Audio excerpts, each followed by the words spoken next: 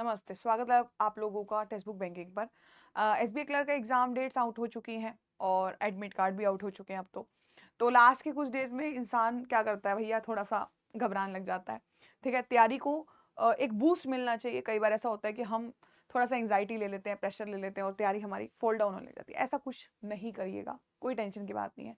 जो इंसान के दिमाग में एक बार चीज़ चली गई है, आपने पढ़ ली है, तो वो आपके माइंड में घर कर चुकी है। अब आपके दिमाग से कुछ बाहर नहीं जाएगा, टेंशन मत लीजिएगा।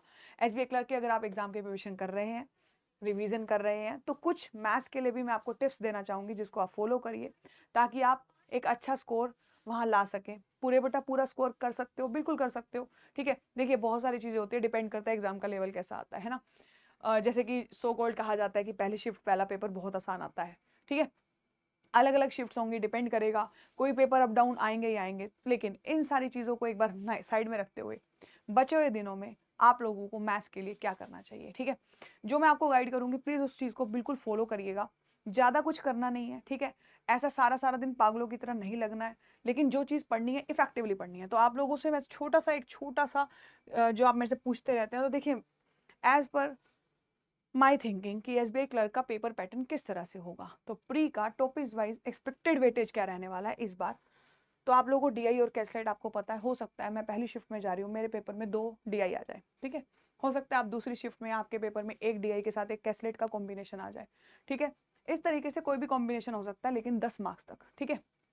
कभी-कभी ऐसा भी हुआ है कि 2 डीआई प्लस 3 कैसलेट के क्वेश्चन आ गए, मतलब 13 नंबर तक चला गया। लेकिन वो रेयर सिचुएशंस होती हैं, ठीक है? तो मैक्सिमम हमें ये लगता है कि 10 मार्क्स तक हमारा डीआई आएगा। सिंप्लीफिकेशन अप्रोक्सिमेशन मोटा-मोटा 9 से 15 नंबर की आएगी। मिसिंग आएगी या रोंग सीट आ जाएगी, डिपेंड करता है आपकी पहली शिफ्ट है, हो सकता है आप में मिसिंग आ गई, सेकंड शिफ्ट में मैं हूँ, मेरे में रोंग आ गई, है ना? अरिथमेटिक के 7 से 15 क्वेश्चन आएँगे और ये जो Q1 Q2 है, ये जो हम क्वांटिटी कंपैरिजन वाले क्वेश्चंस करते होते हैं, ठीक है? Q1 Q2 जो अरिथमेटिक की स्टेटमेंट बेस्ड क्वेश्चन होते हैं और कंपैरिजन करना होता है, वो भी 2 से 3 क्वेश्चन देखने को मिल सकते हैं, ठीक है? तो एक एक्सपेक्टेड पैटर्न है। ऐसा ज़रूरी नहीं है कि आपकी शिफ्ट में भी क्वांटिटी कंपैरिजन आएगा, हो सकता है पहली शिफ्ट में ना आए, तीसरी में आ गई, दूसरे में आ गए, ऐसा कुछ हो सकता है। तो ये ऑलमोस्ट एक्सपेक्टेड पेपर का पैटर्न है, तो आप माइंडसेट करके जाइएगा। एटलीस्ट 90% प्लस ये चीज़ सेट बैठेगी पेपर के अंदर, ठीक है? तो ये चीज़ आपको वैसे भी पता है, मैंने एक बार फिर से आपको आइडिया दे दिया ताकि आपकी एक थिंकिंग डेवलप रहे। अब बात करती हूँ कि करना क्या है गाइज़, कुछ चैप्टर्स हैं जहाँ से कंफर्म्ड क्वेश्चंस आएँगे ही आएँगे, हर बार आते हैं बैंकिंग एग्जाम्स में। तो मैं आपसे कहूँगी कि इन चैप्टर्स पे आप लोग अपनी होल्ड बढ़ाना शुरू कर दीजिए। लास्ट के 10 दिन में आप जब रिवाइज़ कर रहे हो तो आपको किस चीज़ को कितना टाइम देना है। मेरी आपसे रिक्वेस्ट है, ages, train, boat and stream, profit and loss में CP SP, MRP based questions, partnership, average, percentage, successive based. जैसे मैंने अपनी इनकम का कुछ पार्ट कहीं खर्च कर दिया, रिमेनिंग का कहीं, या फिर मैं 20% कोई पैसा खर्च कर रही हूँ किसी प्रोडक्ट को बाय करने में, रिमेनिंग में से कुछ पैसा खर्च कर रही हूँ मैं सेविंग के लिए, रिमेनिंग में से कुछ मैंने किसी फ्रेंड को लेंड कर दिए, ऐसे ऐसे करके स्टेटमेंट जो होती है वैसा क्वेश्चन पैटर्न आता ही आता है।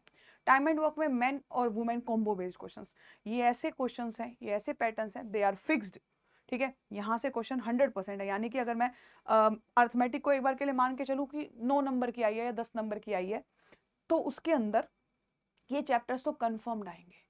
इस टाइप के पैटर्न्स तो आने ही आने हैं। प्रॉफिट एंड लॉस में आप भी जानते हैं सीपीएम, एमआरपी, एसपी। तो जब आप टेस्ट दे रहे हो, आज के कल के दिनों में टेस्ट दे रहे हो, तो कोशिश करिए इनके क्वेश्चंस अगर आपसे कहीं पे भी नहीं बन पा रहे, आप उन पे मेहनत ज़्यादा करिए, ठीक है? आप इन चैप्टर्स पे ज़्यादा, अब आप कहोगे मैडम आपने यहाँ पे मिक्सचर नहीं दिखाया, ठीक है? आपने बहुत सारे चैप्टर्स नहीं भी लिखे हैं, मिक्सचर्स नहीं लिखे, मिक्सचर लिगेशन नहीं लिखा। देखिए, वो फिक्स्ड स्टेटमेंट्स नहीं है कि आपके पेपर में मिक्सचर एलिगेशन का कोई क्वेश्चन आएगा ही आएगा, ठीक है? लेकिन ये दे आर कंफर्म्ड, आएंगे तो सही, ऑब्वियस सी बात है। अपने को पता है 10 बार आनी है, अगर मैं इनको गिनूं 1 2 3 4 5 6 7 8, ये तो 8 ही बन रही है, अभी 2-3 क्वेश्चन और भी बनेंगे, है ना? बट मैं आपको बोल रही हूँ कि फिक्स्ड, जब आप प्रैक्टिस कर रहे हो तो आप इन दिनों में बांट लो कि मैं इनके क्वेश्चंस बहुत अच्छे से करूंगा, एजेस के क्वेश्चंस पे प्रैक्टिस ज्यादा करिए, ठीक है? आप आधा आधा घंटा सेक्शनल टाइमिंग दीजिए और इनके क्वेश्चंस को रिवाइज करिए, ठीक है? ये चीज़ आप करिए। और मेरी एक आप लोगों से खास रिक्वेस्ट है, जो मैं आपको हमेशा करती रहती हूँ, ठीक है? प्लीज़ प्लीज़ प्लीज़, आपकी एक मतलब आपको एक प्रेशराइज करके ही बोलूँगी, सुबह उठिए, 20 मिनट दीजिए, 10 दिन बचे हैं ना, 12 तारीख आज से ही कंसीडर कर लीजिए, ठीक है? आज भी कर लीजिएगा। स्पीड मैथ्स में आपको क्या करना है, daily 20 minute simplification series quadratic non stop, without any break. आप बोलोगे मैम पेपर में तो हमें 4-5 मिनट में 10-12 क्वेश्चन करने हैं, मैं उस चीज़ को नहीं सेट कर रही। पेपर में आपको 2-3 मिनट में बहुत सारे क्वेश्चंस अटेम्प्ट करने पड़ेंगे स्पीड मैथ्स के। मैं आपकी माइंड की एक्सरसाइज करवाना चाहती हूँ मैथ्स पे लास्ट के दिनों में। आप लोग अगर स्पीड मैथ्स डेली 20 मिनट देंगे ना, तो आपकी क्विक कैलकुलेशन जो है ना, वो लास्ट दिन तक बनी रहेगी। 20 मिनट दे दो, 20 मिनट। आप रैंडम टेस्ट खोल लो, कोई सिंप्लीफिकेशन करते जाओ, ठीक है? 20 मिनट का टारगेट रखो कि 7 मिनट, 7 मिनट, 7 मिनट, ऐसा कुछ। 7 मिनट होते ही छोड़ दो, सीरीज पे आ जाओ। 7 मिनट होते ही छोड़ दो, क्वाड्रेटिक पे आ जाओ। 20 मिनट खत्म, कहानी खत्म। बस इतना करो। इससे जो मैंने किया है, जो आप मेरे को कहते हो ना आपकी कैलकुलेशन अच्छी है, तो मैं मतलब बस उसी चीज में आपको बता रही हूँ कि मैंने इन चीजों पे कैसे काम किया। हर दिन 2 मॉक दीजिए, ठीक है? हर दिन 2 मॉक दीजिए, मॉर्निंग इवनिंग। मैं फुल मॉक की बात कर रही हूँ, मैं नहीं कह रही मैथ्स का अलग से एक मॉक उठा के दो। मैं तो बस कह रही हूँ मैथ्स में मेरे को स्पीड मैथ्स करके दे दो 20 मिनट हर दिन। और जो चैप्टर्स मैंने दिए हैं ना, उन पे थोड़ा सा आधा आधा घंटा हर दिन दे दो, ठीक है? आधा आधा घंटा इज लाइक आपने 7-8-10 क्वेश्चन हर टॉपिक पे बना के देख लिए। अगर नहीं बन रहे उन पे रिवीजन मार ली, ठीक है? Focus on full mock analysis, ठीक है? पूरा मॉक कर रहे हो, एक सुबह मॉक लगा रहे हो, एक शाम को लगा रहे हो। आपको आपके आपको पता है कि आपके कहाँ कहाँ थोड़े से कमी है, आप जानते हो कहाँ कहाँ आप थोड़े से कम रह जा रहे हो। उन टॉपिक्स पे आप लोग रिवीजन करिए।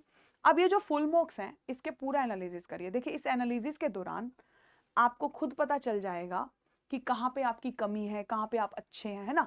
तो एनालिसिस आप करिए पूरा। टेस्ट देने का मतलब सिर्फ टेस्ट से नहीं होता, उस टेस्ट को पूरा एनालाइज करना बहुत ज़रूरी होता है। जब आप उस टेस्ट को पूरा एनालाइज करोगे तो आप बहुत अच्छे से अपनी कैलकुलेशंस को भी इंप्रूव कर पाएंगे और जो पार्ट आपका वीक है उससे भी कर पाएंगे। सुबह एक मॉक दीजिए मैथ्स का, सब सारे सब्जेक्ट्स का वैसे फुल मॉक दीजिए मतलब, ठीक है? उसके बाद क्या करिए, मैथ्स में जितने भी क्वेश्चंस हैं एक बार उनको दोबारा करके देखिए। देखिए, रीजनिंग और मैथ्स को ही करके देखने का जरूरत पड़ता है। इंग्लिश में तो हमको पता ही है, ठीक है, जो एरर हुआ था हमने देख लिया, कितना ही देर लग जाएगा? सिर्फ मात्र आपका पूरा एक सुबह के टाइम पे 1.5-2 घंटा खाएगा, शाम को खाएगा, तो 4 घंटे टेस्ट एनालिसिस को तो देना ही पड़ेगा। तो प्लीज आप ये सब करिए। उम्मीद करती हूँ एक ऐसा प्रैक्टिस करेंगे तो आप लोग बहुत अच्छा पेपर करके आएंगे। मेरी तरफ से, टेक्स्ट बुक की बैंकिंग की टीम की तरफ से आप लोगों को बेस्ट विशेष, बहुत अच्छा पेपर जाए। कुछ मेरे से जानना चाहते हो, कोई क्वेरी है तो प्लीज आप कमेंट बॉक्स में जरूर पूछिएगा। धन्यवाद।